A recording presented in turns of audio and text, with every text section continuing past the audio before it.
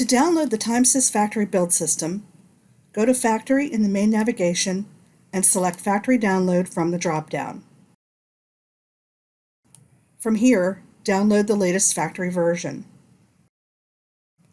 and set up Factory as documented in the Desktop Factory Getting Started Guide.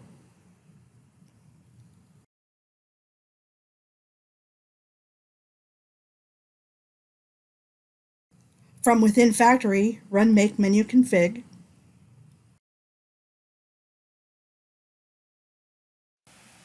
then configure your work order.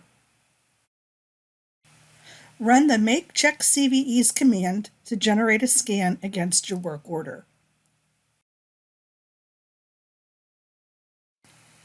The factory work order will automatically be uploaded to Vigiles, scanned, and a vulnerability report generated. When finished, a link to the vulnerability report will be provided in the command line output.